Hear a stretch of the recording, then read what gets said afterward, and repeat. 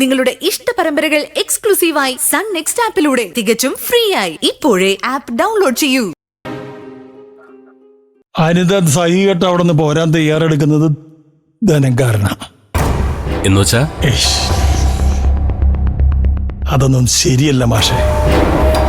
ഇതൊന്നും പുറത്ത് പറയാൻ പറ്റുന്ന കാര്യങ്ങളല്ല.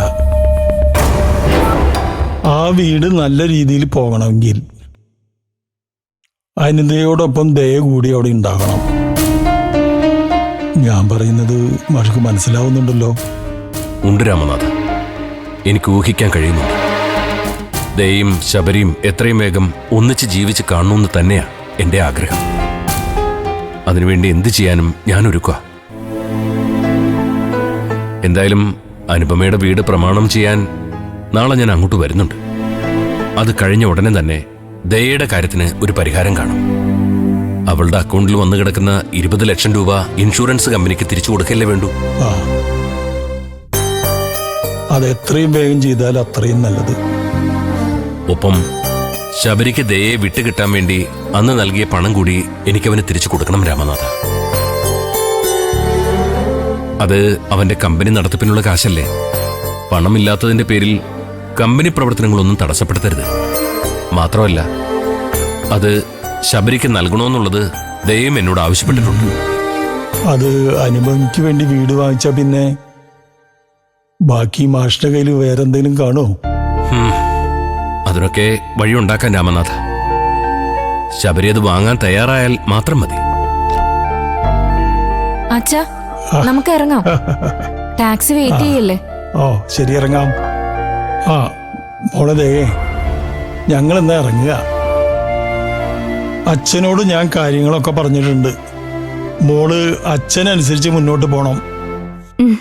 ആ, ഉണ്ണിക്കുട്ടിനെ ഇന്ന് തന്നെ തിരിച്ചു കൊണ്ടുപോകണം അച്ഛാ. നാളെ ഞങ്ങൾ വരുമ്പോ കൊണ്ടുവന്നാ പോരെ? അത് മതിയച്ച. ഇപ്പൊ അമ്മയെ വിട്ടുവരാൻ മോനും സങ്കടമായിരിക്കും. എന്തായാലും ഇന്ന് അവനവിടെ നിക്കട്ടെ. ഇത് നീ പ്രസവിച്ച നിന്റെ കുഞ്ഞല്ലേ? മറ്റാരേക്കാളും ഇതിന്റെ അവകാശം നിനക്കാ. ഉണ്ണിക്കൂട്ടൻ അവിടെ നിർത്തിയിട്ട് നീ ഇങ്ങോട്ട് വന്നത് ഞങ്ങളോട് നീ കാണിച്ച ഔദാര്യമാണെന്നും എനിക്കറിയാം. ഉണ്ണിക്കുട്ടൻ അവന്റെ അമ്മയുടെയും അച്ഛന്റെയും സ്നേഹം കിട്ടി തന്നെ വളരണം ദയേ. അതിനുവേണ്ടി ബാക്കി എല്ലാം മറന്ന് നീയും ശബരിയും കൂടി ഒന്നിച്ച് ജീവിക്കണം. എന്റെയും ഈ രാമനാഥന്റെ ഒക്കെ ആഗ്രഹം അത് തന്നെയാ മോളെ. ശരി, മോൾ ആലോചിച്ചൊരു തീരുമാനം എടുത്താ മതി. ശബരി നിന്നോട് അങ്ങനെയൊക്കെ ആവശ്യപ്പെട്ടതിന്റെ വിഷമത്തിലാ. ആ പറഞ്ഞതൊക്കെ അവൻ പിൻവലിക്കാനും തയ്യാറാ. ബാക്കിയൊക്കെ മോളുടെ ഇഷ്ടം. പോവാനേ. ആ എന്നാ മാഷെ, ഞാൻ അങ്ങോട്ട് ഇറങ്ങുക. ശരി.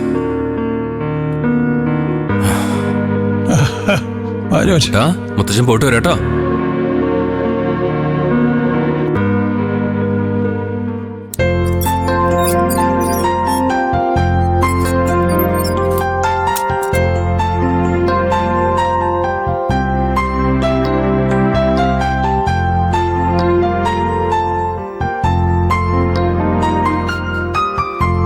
അനു, മോളെ അനു,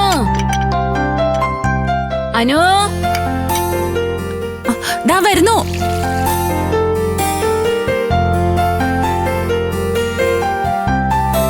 കുറച്ച് വെള്ളം ഇങ്ങെടുത്ത് തന്നേ മോളെ. ഓ, ആ വെയിലത്ത് നടന്നേ വല്ലാതെ തളർന്നു. മനുഷ്യന്റെ ചോര ഒറ്റിപ്പോകുന്ന വെയിലും ചൂടുമല്ലേ. അതിന് ഭാനുമെന്തിനാ വെയിലത്തിറങ്ങി നടക്കാൻ പോയത്?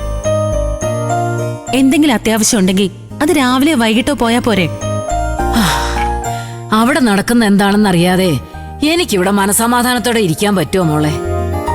ഞാൻ പോയി എല്ലാം അന്വേഷിച്ചിട്ടാ വരുന്നേ. ഭാനുമ ആ വീട്ടിൽ കയറി ചെന്നോ? ഇല്ല മോളെ.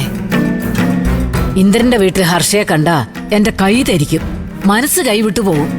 പിന്നെ കയ്യിൽ കിട്ടിയ വല്ല ആയുധം എടുത്ത് ഞാൻ ആ മൂദേവിയെ ആക്രമിച്ചാൽ അത് പിന്നെ വലിയൊരു ശാപമായി തീരും.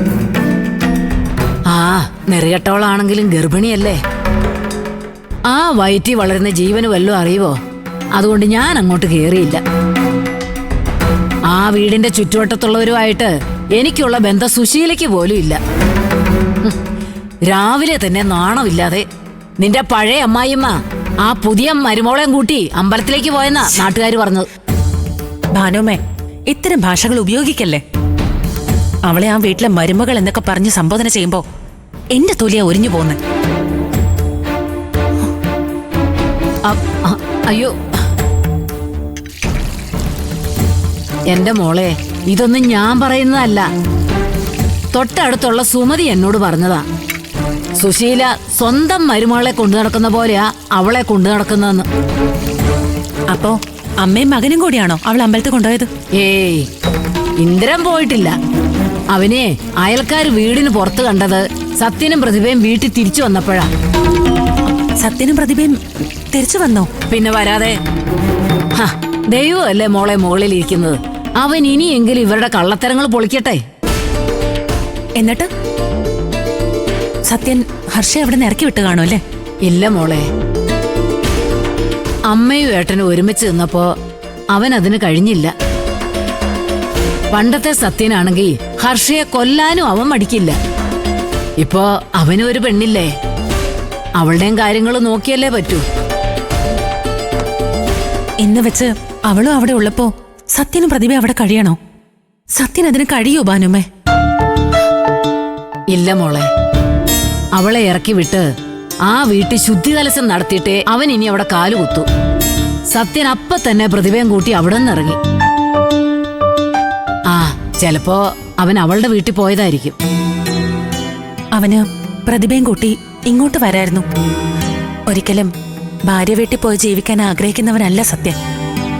ഈ വീട് അവന് സ്വന്തം വീട് പോലെ കരുതിക്കൂടെ ഭാനുമേ?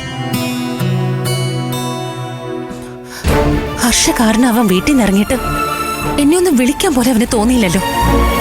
ഞാൻ അവന്റെ ഏട്ടത്തിയമ്മയല്ല, സ്വന്തം ചേച്ചിയാണെന്ന് അവൻ പറയാറുള്ളത്. ബന്ധങ്ങൾക്കും അത്രേ ആയുസുള്ളൂ അല്ലേ ഭാനുമേ? അല്ല മോളെ, ആത്മാർത്ഥമായ ബന്ധങ്ങൾക്ക് തലമുറകളോളം ആയുസ്സുണ്ടാവും. സത്യം വരും. ആശ്വാസം തേടി അവൻ നിന്റെ അടുത്തേക്ക് തന്നെ വരും.